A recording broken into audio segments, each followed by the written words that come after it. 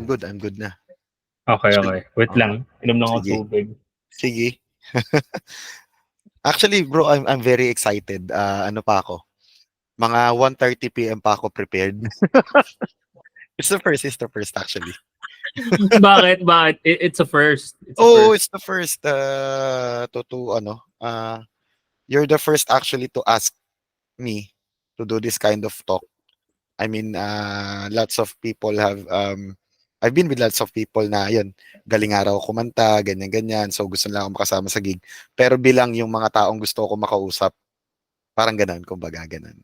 Yeah. Oo. Kasi the idea of the podcast is actually nawi-weirdoan nga ako sa name kasi 'di ba I came from Mind the Beats. So literally Mm, ang niche namin doon is about music and about certain mm, topics, about being a critic kasi we're both nag-aral ng conservatory of music. mhm, So nandun yung idea of kahit papaano merong kumbaga criteria na mm, pwede kaming not really saying na parang criteria. Kumbaga parang we have this idea on how the music works, how the mm, business works.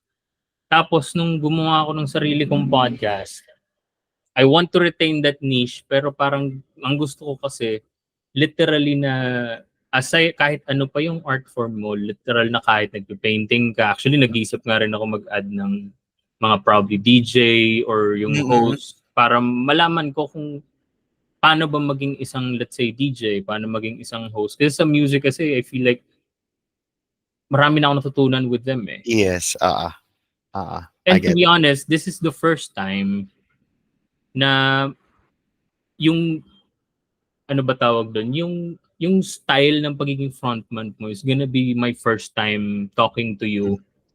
Kasi nakausap na namin before si Lady I, nakausap na namin yung maraming frontman, pero your style is very different eh. mhm, And that piqued my interest kasi I can see that your inspiration is like Jay Contreras, sila Chito Miranda, pero you have your own style.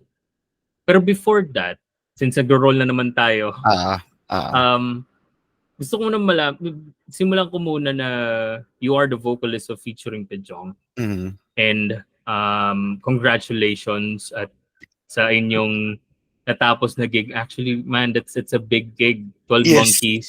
yes, Tapos very. tapos Brown Man. Can you talk about Yeah. like the experience and paano kayo nag-prepare dun sa gig na yun? Mm. Actually, it's not my first time to front Brahman Revival. Do front act with Brahman Revival. I did couple of front acts with them together with the Access Code Band, yung variety na Ah, band ko.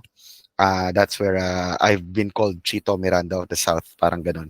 So, etong drummer namin, nakilala niya si Sir Jotay, who happens to be with Brownman Revival. So, at first, he brought us up in 70s Bistro.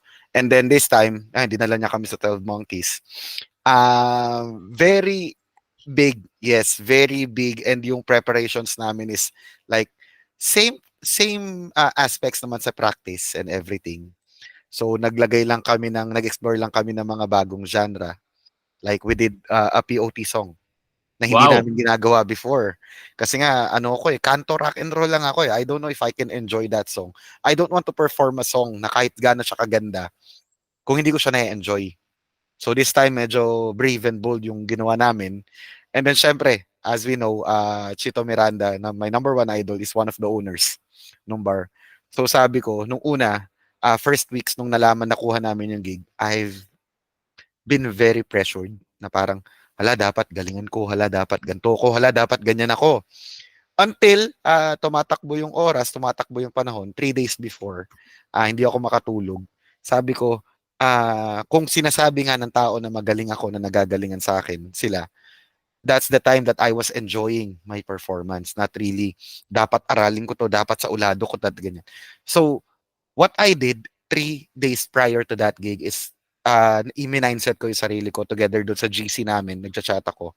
Okay, nakapag-practice na tayo, everything is set, may time slot na, anong oras tayo magkikita-kita. Let us not forget to enjoy that gig. Kasi kahit anong galing natin, yung galing ng mga gitarista, galing ng drummer, or ganda ng boses ko, or ganda ng mga spills ko, if I did not enjoy that specific moment na nasa 12 Monkeys ako, how come ko may enjoy yung ibang gig? Or magkakaroon pa ba ako ng ibang gig? That's the pressure on me. Especially, yun nga, I've been tagged as ako yung nagdadala dun sa banda. It's very much pressure para sa akin kasi magagaling yung kasama ko eh. 'Di ba? Knowing Jack, yung bassist namin, si Joker, yung drummer, mga alamat ng Cavite, and yun, mga nababa na sila sa Battle of the Bands sa sa South. So tapos sasamahan mo pa ni Kaloy tsaka ni Timoy, 'di ba? Na parang established na yung names sa indie scene. Plus yung gitarista ko si Kuya Alex, kaklase ko nung college. So that time before that gig, doon ako nakaramdam ng pressure. Kasi syempre, 'di ba, 12 Monkeys yun eh, na parang hala, baka magkamali ako, baka mali yung masabi ko sa spiel, baka makalimutan ko yung lyrics ko. Pero that's the time na sabi ko, no, no, no, no, no. Enjoy natin yung gig. Dapat before tayo umakyat ng stage, masaya tayo, excited tayo. Pagbaba natin ng stage, dapat sobrang satisfied tayo. It's not like any other gigs na natugtugan natin. Well, before that big gig, tumugtog din kami syempre, anniversary ni Enjoy. One of the biggest gigs na nakuha namin. We've enjoyed that set. Syempre, kaya naman namin na-enjoy yun. Same feeling with Brownman Revival. Like, all of the names there, sobrang parang established na. Tapos sasabayan mo ng featuring Pijong na parang, hala, gets mo, parang, sobrang honored. So, one of the biggest gigs, Enjoy na anniversary. Before that, Sai, anniversary din. Na parang, ayun, nakita namin sila Daloy, Alon, sila, Sunken Roots, parang nakakasabay ng tungtog ng ganyan. So, parang, then, si Carmona, yung Pillar Rise, which is a concert type of gig. So parang in-enjoy din namin yon. So how come na parang this time sobrang pressured ako kasi nga dahil 12 Monkeys and Sir Chito Miranda, parang ganun. I know na kahit ano yung gawin namin doon, makakarating sa kanya eh. So what if na lang, kunyari, kung hala, yun yung banda yung featuring Pidjong, gaya-gaya sa yun, copycat mo yun. Lahat ng ginawa niya, parang ikaw lang din. So parang doon ako na pressure. So I tend to enjoy that specific gig na eto si featuring Pidjong. Hindi lang ako, eto yung mga kasama ko. Eto kami, eto yung gusto namin gawin. We want to entertain you guys. Kahit nasa 12 Monkeys, kahit nasa labas tayo, it's you guys, kayo yung pumiling manood sa amin. Especially, syempre, Brownman Revival naman talaga yung pinuntahan nila ron. Pero we tend to give our all and make them enjoy din na nag-enjoy kami sa stage. So yun, that was the very broad part of the experience dun sa 12 Monkeys. Yeah, and I know the feeling kasi when I was starting out, yung isa sa mga pinaka biggest gigs na tugtugan namin when I was with a different band is with the Chonkies, Tambayan. Mm-mm. So so before na band ko, which is Kitty Mix, like super, like alam mo yun, super pressure kasi you feel like a lot of people are looking at you kasi you're in front eh, and a lot of people are in there for the Chonkies, and then para bang yung point is tangin na sino ba itong mga to. Pero alam mo yun, the moment that you just look at the crowd and you just fuck it all and then just play, dun nawawala yung pressure eh. And gusto kong malaman yung side mo on this one. Meron ka bang dumarating ba yung point na nagzo-zone out ka? Kasi here's my thing eh. Like every time, eto lang sa akin, every time that I'm outside of the stage, I feel like I'm a different person. And then pag nandun na ako sa stage, I feel like it's like an automatic thing na parang this is not me, like this is different personality. Dumarating ka ba sa point na parang ganun, na parang aside from enjoying the gig, kumbaga parang nakakalimutan mo na like what's happening? Zoning out. Actually, yun yung tinuturo sa akin ni Mr. Jotay nung nando kami sa gig, na parang dapat pag nasa gig, nasa stage ka, iba kapag nasa baba. Pero Mm. for me, it's very different. I don't know if I have to continue or I have to change it. Pag ako napunta doon sa events place, yung buong events place is my stage. So what you see on me, na nanonood, ine-enjoy si Saikularia habang tumutugtog, ganun ako sa stage. I mean, Mm. makasalubong mo ako sa restroom, bibiruin kita, makasabay mo akong umorder ng beer. That's pidjong, literally. Pero kunyari, makasalubong mo ako sa mall or makatrabaho mo ako, it's very different. Makikita mo yung heaven and hell nung ano ko. Mapagbiro pa rin naman ako sa labas, pero iba, siguro mas uptight si Pidjong Mm. outside performance. Pero that's it, siguro, yun to answer your question. Uh, Whenever I'm in the place, we've been invited na tumugtog doon. I consider everything doon sa events place, kahit sa parking, that's my stage. So that's how I want you to see me. Mapagbiro ako, maingay ako, makulit ako. Pagka medyo nakakainom, dumodoble yung kulit. So gusto ko na parang doon ako makita ng tao. So that's Yeah, parang yeah, ganun. yeah. Yeah, yeah, yeah. Kasi it's not really implying like you have a different persona. It's literally like your second personality. Mhm. Kumbaga, your second identification. Kasi I firmly believe and I agree na I'm very different at home. I'm very different with, doing this podcast. Mm, mm, Kasi with doing this podcast, I want to understand who you are. mm. And then iba rin ako pag nasa stage or nasa gig kasi I'm just there to, kumbaga, as a bassist, I'm there to support the group to make sure that everyone dances. Mhm. So kumbaga, kaya naniniwala ako dun sa idea na it's not really like you're impersonating a different person. It's actually who you are. It's just an extension of like your personality. It's just being, alam mo yun, parang nababago lang siya when it comes to places and themes and stuff like that. Mhm. But I want to get your point, or I want to pick your brain on this. Saan nagsimula si Pidjong? Paano mo nabuo yung persona mo every time you perform or every time you're in an events place? Okay, so ganito yan eh. At first, mahilig ako makijam sa banda.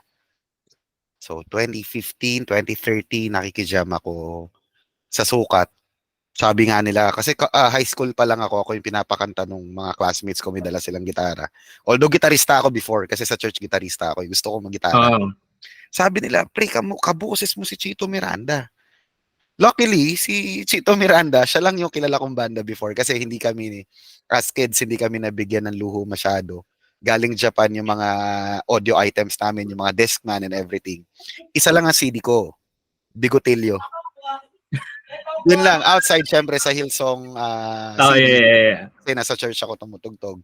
So yung outside, yung pang outside the church na CD, isa lang, Bigotilyo. And Ito ba way yung back, ito ba yung sa mga covers sa La Pizza Pie, yung mga ganong Mr. album ba yun?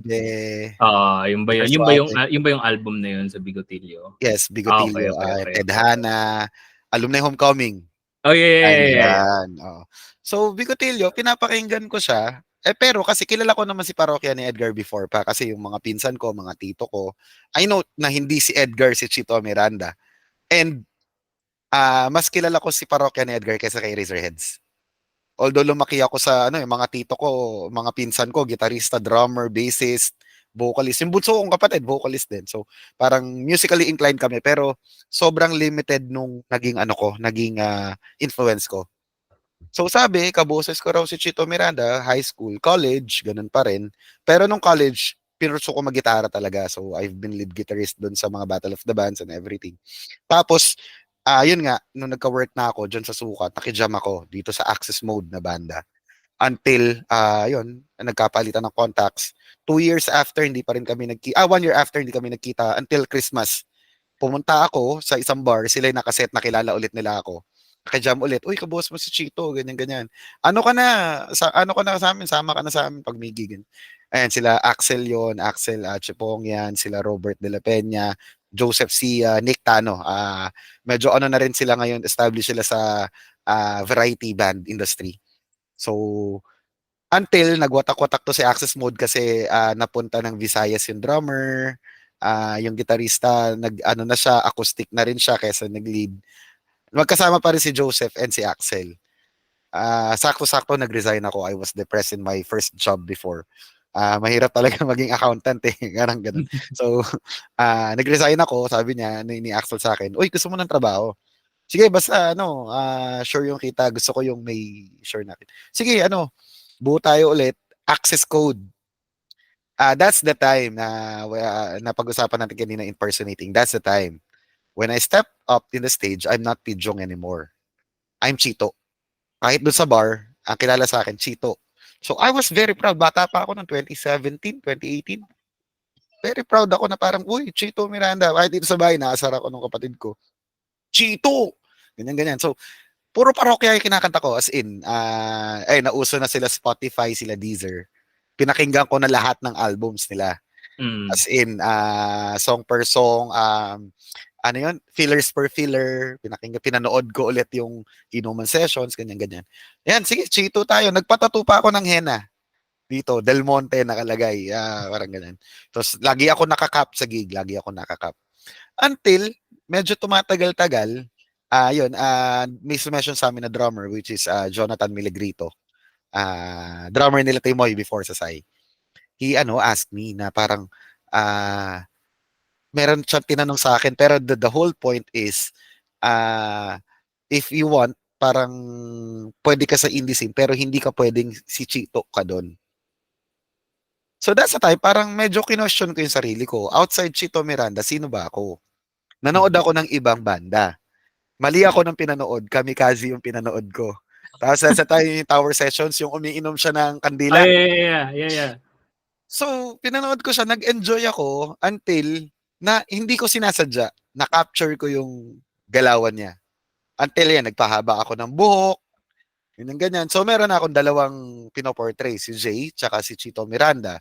Together, syempre, Francis M, everyone, Glock 9, doing a couple of River Maya songs then, pero I cannot do Eraserhead songs.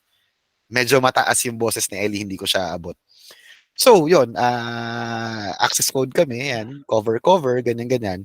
Until this one guitarist, sabi na sa akin, meron akong kilalang writer ng song composer, pakanta namin sa'yo, punta ka dito. Yun, si Jong Liagas, yung gumawa ng Enoch. Yun naman, yung time na yun, yung kinanta ko, yung ginawan ko ng rendition ko si Enoch, ang pinapakinggan ko naman nun is Carl Roy.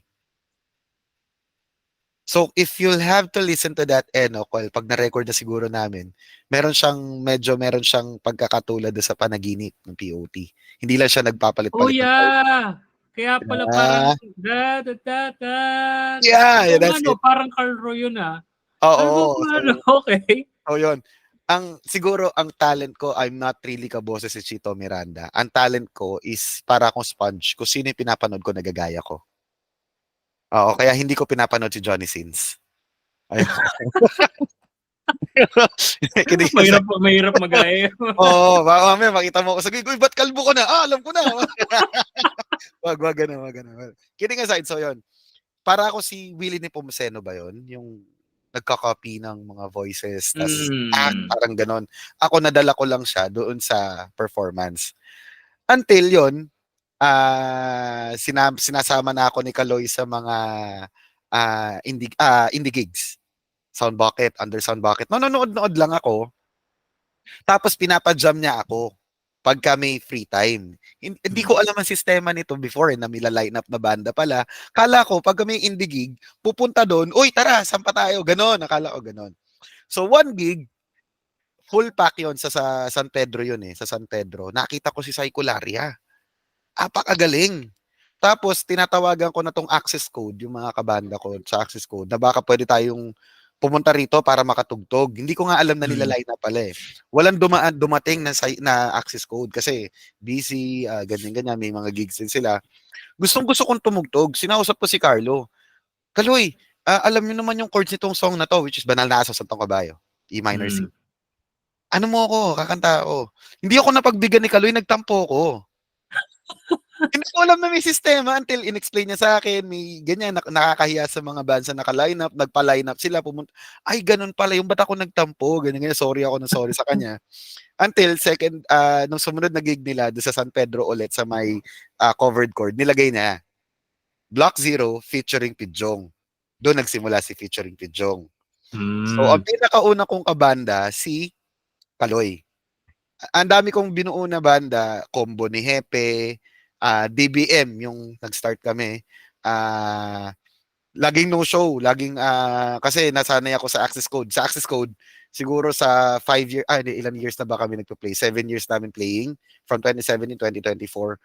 Thrice lang kami nag-practice kasi pag sa variety, alam mo yung chords, alam mo yung lyrics, alam mo kung Mm. paano i-portray yung vocalist. So, go natin, tugtugin natin. Hindi kami talaga nagpa-practice on the studio or ano. Nag-practice kami one time, 2 times, 3 times, pero hindi talaga yung normal na pag may practice tulad nitong ano, may mga original song. So, ayun, dami ko binuo. Naisip ko, bakit hindi ko nga gawing featuring Pejong? Kasi nga, ang dami kong kakilala na banda, pero hindi sila laging available. So, pag pupunta ako doon sa gig ni Kaloy, yung gig lang ni Kaloy yung ina-eye ko. Hindi ko naman alam na may Musika Laguna, may Dirty Mm. Boy Productions. I don't know that yet pa eh. Kala ko lang si Kaloy yung ticket ko para makapag-gig ako ng gano'n na hindi yung nagti-TF, 3 songs lang. Yun lang yung target ko. So, sige, featuring Pidjong, para kahit sinong kabanda ko, featuring Pidjong pa rin tayo. Kasi Oo. mabilis ako ma-attach sa tao eh. Like, ayoko nagpapalit ng kabanda. Medyo may nangyari lang kaya naging si Timo yung gitarista namin. Ah, so sabi ko sige, continue ko na tong featuring Pijong, palain na pa kung ganyan, kontak ako kung ganyan. Uy, pwede mo ba akong pag-bassan, pag-gitarahan? Ito yung mga kanta. Kamikaze Parokya lang naman to. Tapos konting Rico Blanco. Sige, sige, shoot. Tugtog tayo sa Makati, tugtog kami sa ganyan, featuring Pijong. Until, eto nga, nakausap ko yung Jack tsaka yung Joker kasi jumam sila sa Access Code before na magkahiwalay na event sa Paddy's Point, Alabang. Kasi una, hindi available yung basis namin, so nakilala ko si Jeric, si Jack Jack. Tapos hindi available yung drummer namin, nakakilala ko si Joker.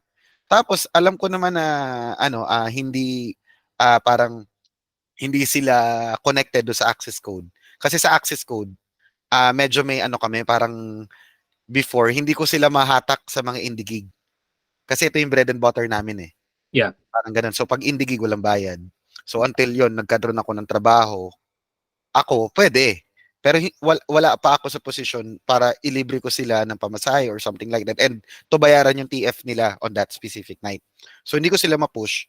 Kinontak ko to si Jack. Jack, bubu ako ng banda. Pwede ka ba mag-bass sa akin? Oh, sure, sabi niya. Yan. Sige, hanap pa akong drummer.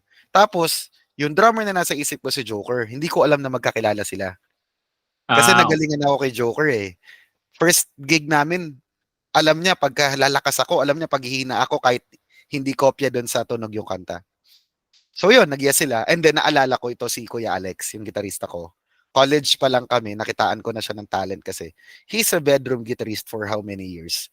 Pero kasi ganito, nung nag-organize ako ng Battle of the Bands sa SPAC ba, ako yung pinag-organize kasi so hindi ko sila kabanda. Tutugtugin ng banda nila is Musika ang buhay na akin tinataglan. okay. Okay. Hindi niya alam yung song. Ginawa niya doon sa may new ground sa Santa Rosa, yung studio. Sa baba, no, may tindahan na may videoke. Kumuha ng 5 pesos, sinulugan, pinakinggan niya doon sa videoke yung ano, yung mga lead parts. Okay, practice tayo sa taas. So, galing nito. Sabi ko, paano nangyari yun?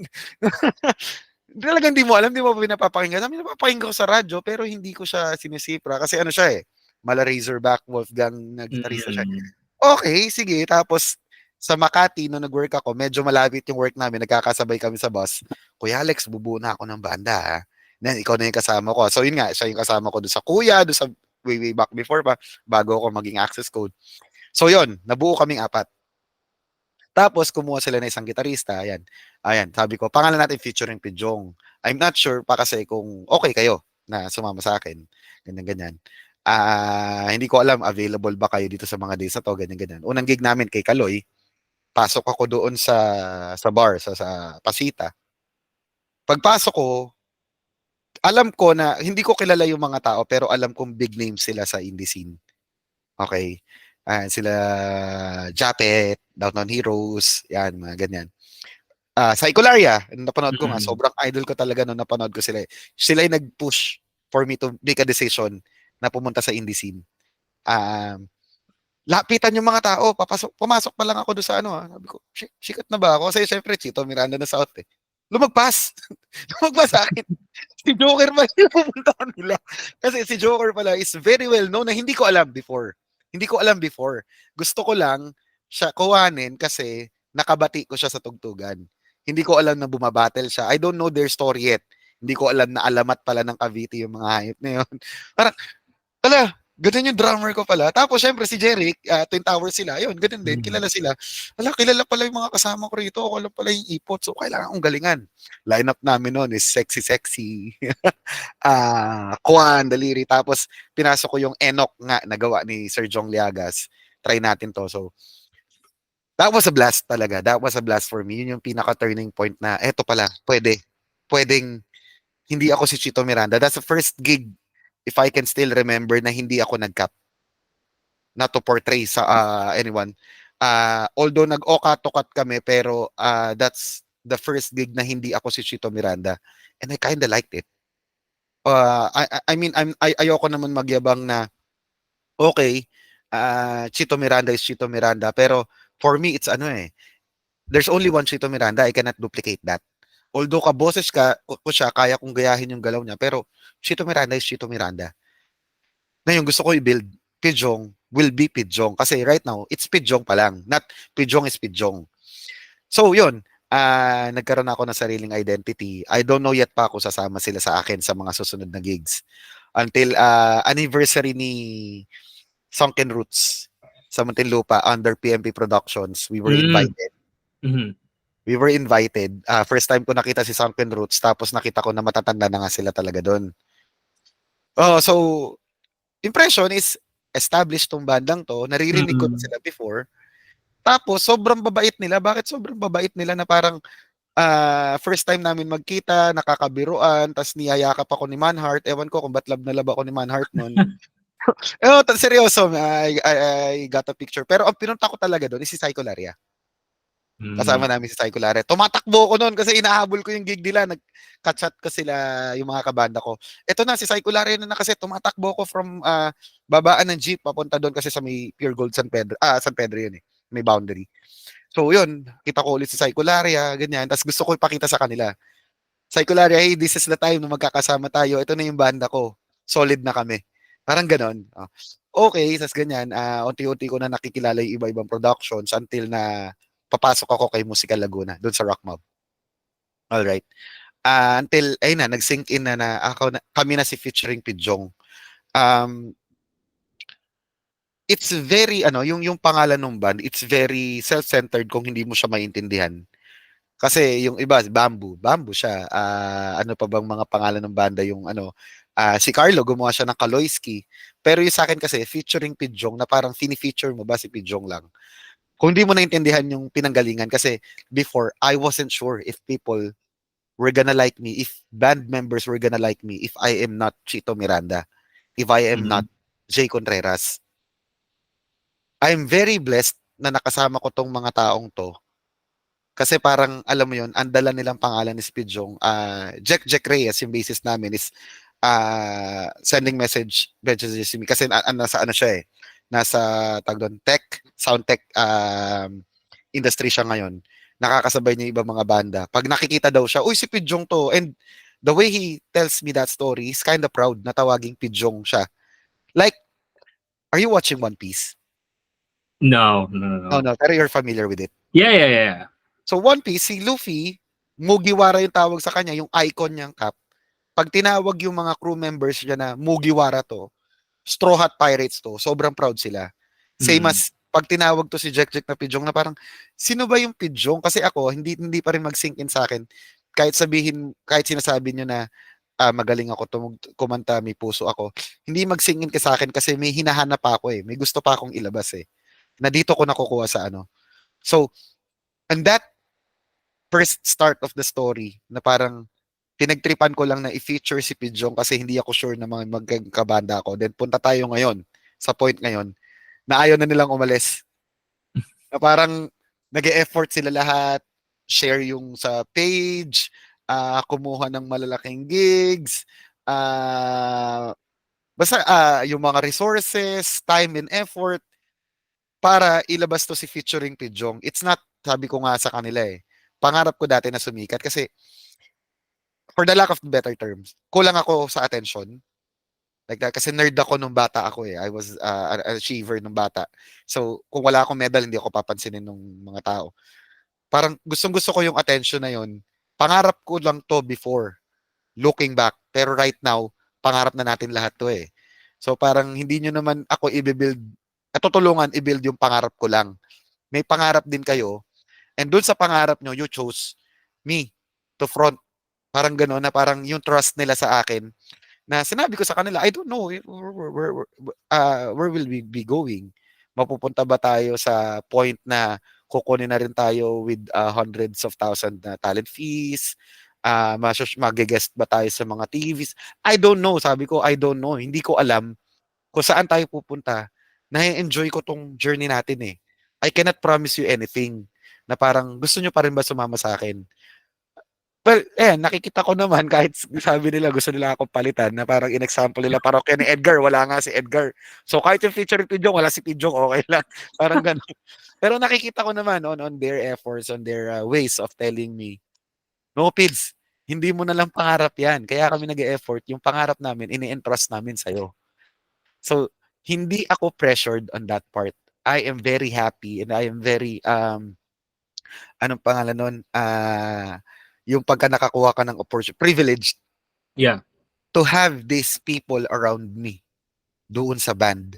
So yun yung parang pinaka short story on how featuring Pidjong, bakit featuring Pidjong and bakit pa rin kami featuring Pidjong ngayon. So yun. Yeah, and honestly, I'm very shocked na alam mo yun yung story behind it kasi to be honest, having an indie band is hard. It's one of the hardest things na pwede mong gawin kasi you need to have the heart. Kailangan mo nung yung commitment, kailangan mo yung literally yung puso. Kasi if you don't have the heart of an artist, na kahit ito yung rejection, sobrang tagal nung kumbaga sobrang tagal mo maririp yung benefits of doing this. Literal na you're just continuing. Now, gusto kong malaman yung idea about like ngayon, yung function nyo ngayon as a group. Given na you have Jack, you have, alam mo yun, super all-star yung members nyo ng featuring Pidjong. Paano nyo ina-approach yung mga originals nyo? Paano siya nabuo? Like, alam ko may mga nagsulat. Paano yung arrangement? Is it like ikaw ba muna gagawa ng arrangement mo or nabuo na ba yung arrangement na yon and then babaguhin nyo na lang or anything? Ganito. Kasi honestly, if every time I listen to your originals, ngayon ko napagtanto yung Enoch kasi earlier and yesterday I was listening to it. Sabi ko parang may something siyang may spice ng onte. Sabi ko hindi ko lang makita kasi I'm already looking at you as Pidjong. Tapos nung nabanggit mo kanina na it's kumbaga may spice siya ng color. Like, fuck, nga no. Yung mga style niya, like paano nyo ina-approach yung mga original songs nyo? Yung punta mo tayo sa Enoch. Yung Enoch was already done before kasi yung sa DBM na band, yung first na indie na band ko. Yun, sila nga yung nagsulat, sila yung nag-arrange. Nilagyan ko lang ng lick ko, kasama ko nun si Robert De La Peña, yung previous guitarist ko, na kuha niya ako So, parang anong nangyari, eto yung gusto kong, iba yung pag narinig mo yung original nun, na draft, very different. Eto yung gusto kong way, paano ko siya isisigaw. Ganun, sabi ko kay Robert, Brother Yo, ganyan ko gustong kaskasin mo yung gitara para tayo nag-uusap. So, nung pinarinig ko doon sa banda, yun, hindi naman kinopya lang. They have their own licks, pero ganun yung concept. Etong dalawang originals ko, ito yung talagang originals talaga ni featuring Pidjong, yung Magpakailanma, tsaka yung Bakit Ganun. naggawa ako ng recording, acoustic guitar, tsaka boses. Pinarinig ko sa kanila, lagyan mo ng palo, lagyan mo ng gitara, lagyan mo ng ganyan. Tapos, ganito ko siya gustong ikwento. Malungkot, kinukwento ko sa kanila muna yung story ng kanta. Like, malungkot ako niyan, kunyari, isipin nyo, nakipaghiwalay kayo, broken kayo, pero hindi nyo makwento sa misis nyo. Kasi, pag kinuwento mo, malalaman na may kabit ka. Parang ganun. Parang, Mm. pigil ka, pero malungkot ka, pero gusto mo sumigaw. Doon sa bakit ganun naman, okay na yung pangarap nyo, pre. Pero, bigla kayo naghiwalay. So, yung emotions ko habang ginagawa yung kanta na yun, kasi gumagawa ako ng kanta based kunyari nagkwento ka sa akin, na feel kita, or hindi ko pa kasi natatry yung naramdaman ko talaga eh. Wala pa ako nagagawang kantang ganun. So nagkukwentuhan tayo, naramdaman kita, ginawa ko yung song as if ako yung hiniwalayan, ako yung iniwan. So sabi ko sa kanila, nasa studio kami, pinarinig ko muna yung sa cellphone, nilagyan ko ng mic, tinugtog ko mag-isa. Ganito kinukwento ko talaga na isipin nyo, okay na yung pangarap nyo. Isipin nyo kung sino yung ex nyo na yun na bigla kayong iniwan. So, ganito natin siya gawin. And I was referring to the drummer. Kasi kung gaano siya kabigat, susunod na lahat eh. Mm. Compared mo, like, kung malamya yung drummer mo, tas naka-metal zone na yung, naka-stack up pa yung gitarista mo, I don't know kung makakasunod eh. Yeah. I was referring to the drummer. I don't know if he got it or sobrang galing lang talaga niya. Kasi kaya ko rin talaga siya pinili na drummer. Kuha niya kung kailan ako titigil, pag nasa performance, kuha niya. So I assume na pag eto yung nararamdaman ko, mararamdaman din kaya niya. So, pagka gumawa kami ng galit na kanta, parang, kumbaga, Rage Against the Machine, dapat mas galit tayo dun. Parang ganon. So, kung gumawa yung December Avenue na malungkot na kanta, dapat mas malungkot tayo dun. Parang ganon. I'm not really competing or Mm. comparing, pero gusto ko na maramdaman nyo, it's your song, it's your emotion, as if you've written it. Ito lang yung sakit ko. Whenever yan, may mga originals na kanta. Pag nalagyan mo ng backbone yan, and pag lumipat ako sa ibang banda, like, kunyari magja-jam lang and gusto nilang hiramin yung kanta, na ano ko, na may switch ako na pumipitik pag gusto nilang baguhin yung backbone ng kanta. Like, kunyari may gustong palitan na chord, or gustong palitan yung tempo, or something like that. Medyo pumipitik ako. Mm. Hindi siguro ako pang collab if there's something na nabuo ko ng sa amin, parang ganun. Well, that to answer that your question kung paano kami bumuo ng kanta. No, ramdamin nyo. I don't care kung mawala sa tono or mawala sa chordings. Ang ginawa ko, ilipat natin yung instrumental ng A minor, which is very malayo. I don't care. Basta kung ano yung nararamdaman nyo base sa pagkakakwento ko, make it. Do it. Parang ganun. So, parang gusto ko silang bigyan ng freedom kasi I'm all about freedom eh. Mm. And close na tayo sa work, nasa cubicle tayo, nasa offices tayo. So pagka banda, dapat ganito, dapat ganyan. No, no, ayoko ng dapat. So, damahin mo, kunyari, broken ka, Kuya Alex, paano mo gagawa ng solo? Ayun, that's how we do original songs. Okay. I want to pick your brain on this kasi honestly, I just want to let you know that sa lahat ng mga frontman na nakita ko, you're one of the strongest frontmans na nakita ko, and I was able to see live and to perform, na nakita ko talaga na parang fuck, talagang literal, it's a frontman. It's not just kasi here's my thing eh. I know it has the same meaning being a vocalist, being a frontman. I know it has the same meaning eh. Pero kasi every time I see you and I see how you do your thing, it's different eh. Ano sa tingin mong ikaw, every time you watch or you attend gigs, do you have this radar or thing na pwede mo ma-impart to anyone on how to become a strong frontman? To a point na, kasi I can definitely attest na every time I see Timoy, I see your bandmates, the first thing that comes into mind is Pidjong. Ano sa tingin mo yung parang pwede mo ma-impart or pwede mo ma-share on how to become a strong frontman like you? a strong frontman like me, first of all,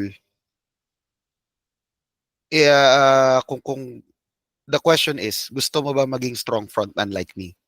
Kasi there's different kinds of frontman eh. If you really want us to be a strong frontman like me, it's like that siguro pag nandun ka sa place, it's your stage eh. Everything is your stage. Dapat maingat ka sa galaw mo at first. Rest your body first before the gig. Makulit ka kung makulit ka pero wag ka masyado magaslaw. And pag nandun ka sa gig, nandun ka na mismo sa set mo. It's like your last performance ever. Like when we were in Berrio in Psycholaria's gig, literally muntik akong himatayin. I'm not hindi ako natakot on that part. I'm not sad if ano. Sabi ko nga sa kabanda ko, nagbibiroan kami. Sabi ko mamamatay ako sa stage, sabi ko ganun. Give mo na lahat.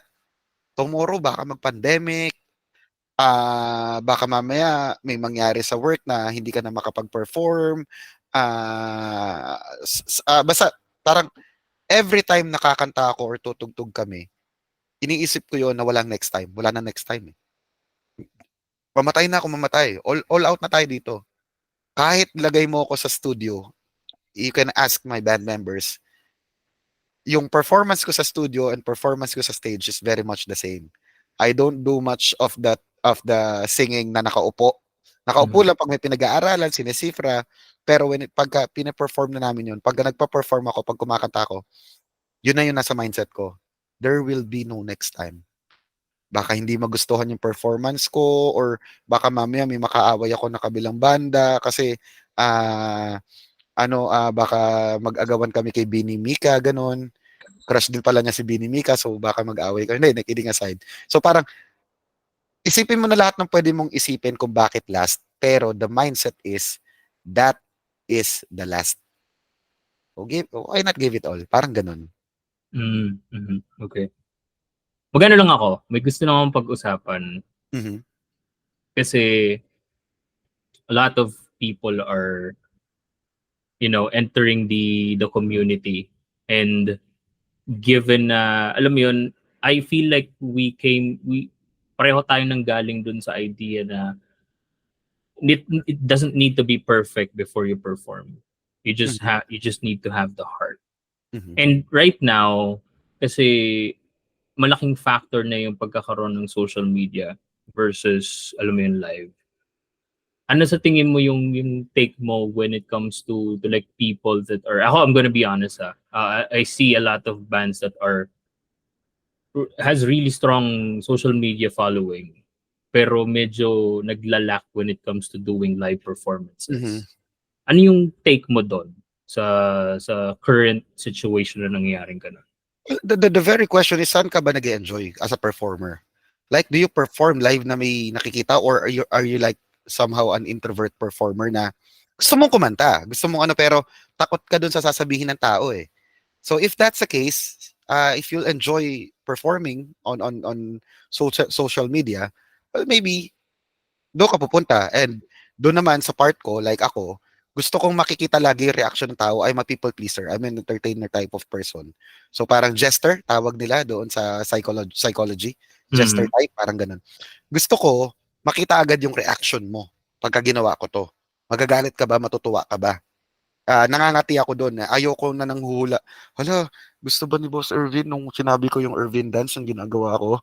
Nakita ko, nagpa-smile ka naman. So, ginawa ko na rin yung Irvin dance. And hindi na nawala sa sistema namin yun. Pag lumabas yung video, promise, ginagawa ko yung Irvin dance. So, yun, that's the answer to your question. Is a question then. Answer my question first. Saan ka nag-enjoy? That's a case. Doon ka sa social media. Kung nag-enjoy ka sa live, then go sa live.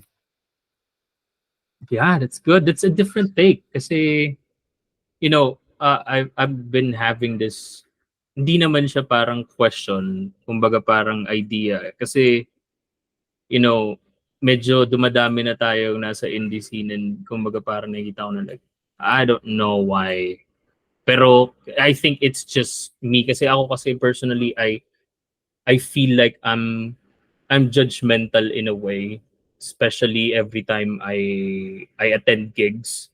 Na para bang if you're doing live, you need to be at the moment eh. And if I know that there are a lot of like bedroom musicians that doesn't really perform live, pero pag nag-perform sila ng live, it's like, what the fuck? Like, it's really great. Pero kasi nandun ako dun sa state na, alam mo yun, I feel like hindi siya nagiging balance enough. Pero again, that's just me. Kumbaga, we can, and I like your point kasi kumbaga, you need to answer your question first. Are you a live performer or are you the type of person that is just in front of the camera? Kumbaga, it's a different perspective. Eh. So, what's next for featuring Pijong? What's next? We'll be playing couple of benefit gigs this June. Also, I think kasama kami sa sa Fit de la Music. CK. So see you there. July we'll try to reach out parts of Cavite naman. I've been in communication with Manika. We are planning right now to record our first single in July, and we are planning to release it later this year. I cannot tell when pa. Pero that's the plan. So pero ang pinaka goal namin right now kasi mahirap yung walang goal eh. Di ba? Yeah. Parang saan ka mapupunta ganyan. Ang pinaka goal namin talaga hindi naman sa lumalaki yung ulo namin or something, pero January pa lang napag-usapan namin to after nung Carmona Fest with Mayonnaise. By the end of the year dapat tayo na yung pinagfo-front actan. Magkaroon tayo ng kahit isang gig na tayo yung main act. So if ma-reach namin yung goal, okay lang. Pagka hindi, at least we've enjoyed how we did it. Parang ganon. So that's the next for featuring Pidgeot. Yeah, alam ko magkasama tayo nun sa sa Mayonnaise gig na yun. Yeah, magkasama tayo nun, yeah. And then anong lumapit ako sa mga bata, nagsigaw sila, tube. Sabi ko, hindi ako yun. Long hair yun. Grabe rin yung stage ng Carmona, no? Sobrang laki. Kaya sabi ko, I'm hoping. And honestly, I can definitely say, it's yung dream nyo na may mag-front act kasi, it's possible eh. It really is possible with you guys, just continuing and doing what you guys do. Kasi I can definitely see it eh. Nandun na tayo eh. Andyan na tayo eh. Kumbaga, titigil pa ba tayo, di ba? And one more thing before we end the episode. And again, maraming salamat man Thank you so much. Thank you. for being here.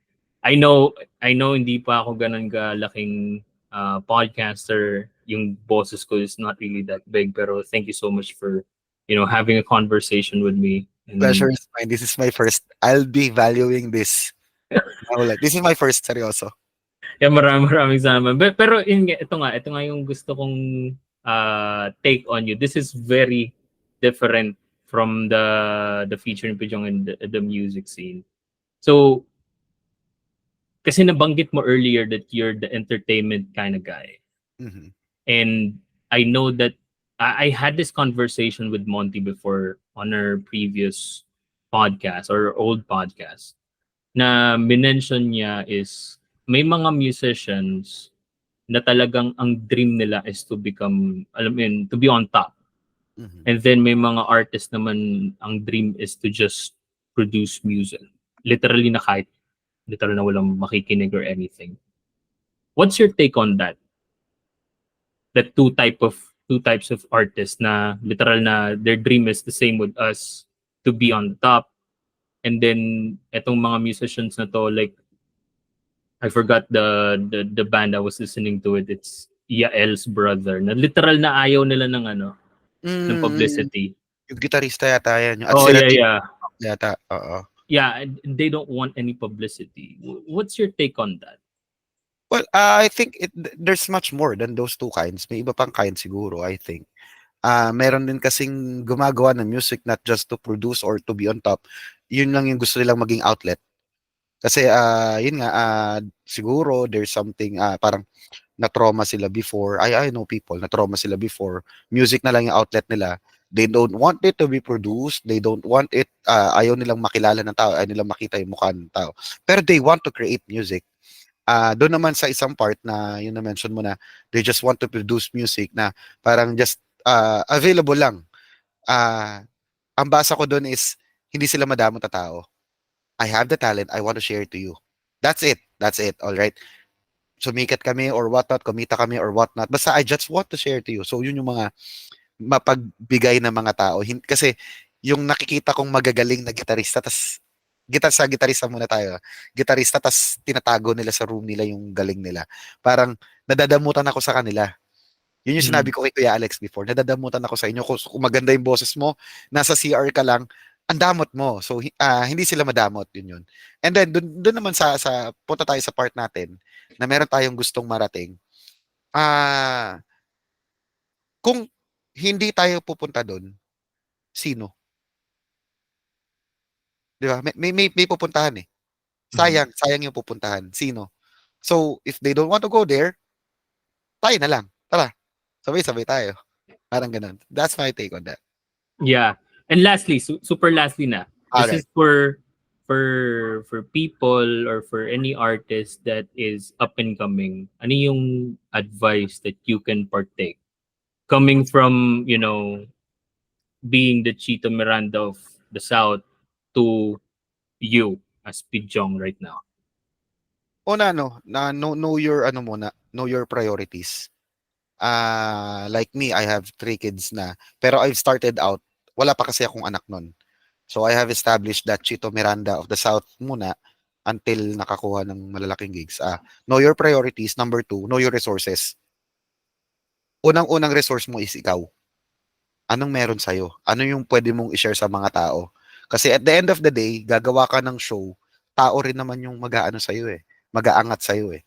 Kung hindi ka nila papanoorin, kasi hilig ko mag-gitara, kaso walang hilig yung gitara sa'yo, baka na pang piano ka, baka pang ano ka.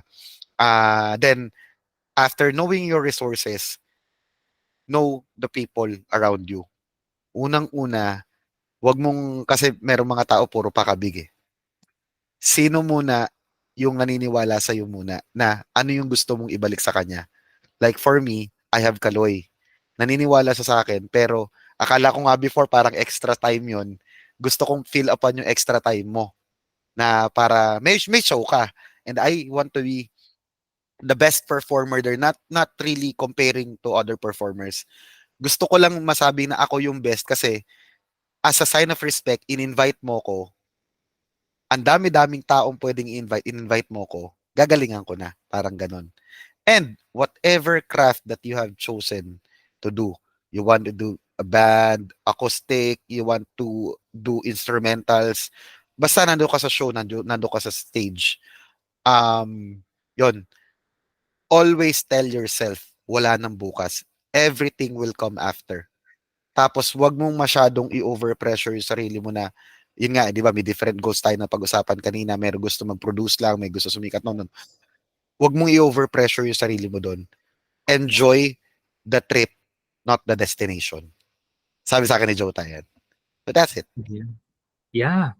And it's a great episode, man. You really prepared, to be honest.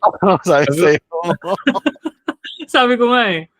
I was researching you last night until before tayo mag-start, and doon ko nga na, alam mo yun, na piece together, especially yung Enoch, sobrang laking nugget sa akin nun. Kasi isa sa mga inspiration ko si Carl Roy eh. You know, way back sa, I don't know if, malamang alam mo tong studio na to, dun lampas ng Newgrounds, sa may tapat ng iglesia sa loob ng Santa Rosa. That's where Carl Roy, natambay si Carl Roy before siya mamatay. Talaga? Yeah. Nakalimutan ko lang yung studio na yun, pero sa loob ng Santa Rosa, malapit kila Owa. And may banda pa kami noon before, Musika Iha ata pangalan nun. Nakalimutan ko na eh. And nakakasabay namin si Dahong Palay, nagpa-practice din doon. Tapos during that time, nasisilip-silip namin si Carl Roy. Yun yung mga few years before siya mamatay. Like, doon ko na kilala yung sound niya, yung, alam mo yun, yung style niya, yung funk. Yung style niya. to a point na parang na-inspire ako, and then kaya pala sabi ko parang may nagsa-struck sa akin dun sa kantang Inok eh. Sabi ko, nung masalo pag napapakinggan ko yun every time, like parang may something, may spice. Then nalaman ko nga na kumbaga yung spice ni Carl Roy, kaya medyo nagulat ako dun sa revelation na yun. Kasi it's being masked by you eh. It's a good thing eh. Kumbaga, hindi ko here's my thing ah. I'm sorry kung medyo na-extend tayo kasi. Okay lang. Kasi on my end and based sa aking observation, if you are performing a song and literal na wala siya nagiging like comparison ng tunog or anything, it's a great attestament na parang sinasabi na it's me. I'm not comparing, hindi ako nako-compare to Chito Miranda, to Jay Contreras. So, nakikita mo inspiration. Nakikita mo kasi yung galaw mo sa stage, you literally, if the stage is like 12 feet big, you will use all that 12 feet.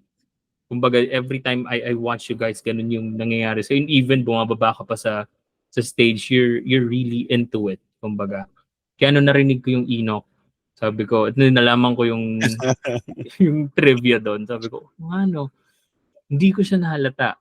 Kasi that's how good you are. That's how good the band is. Kaya nung sabi ko rin, nabanggit ko rin kay Owa yung kasi si Owa kasi ayaw magpa-interview sa podcast ko. Kasi maggagaguhan lang kami. Dapat may kasamang iba, may art, may taga-gitna. Kasi maggagaguhan lang kami pag kaming dalawa eh. So sabi ko, inisip ko, papanood ko si Pidjong, parang gusto kong malaman kung makilala kung sino talaga siya. But sige, lapit ka lang, mag-ano yun, papayag yun. And here you are. So again, man, maraming salamat. You are an inspiration. And I hope na because of you, more people will be on the indie stage saying that you are their inspiration. Thank you for that. Kinikilabutan ako, seryoso. Maraming salamat, man. Thank you. See you soon. See you soon.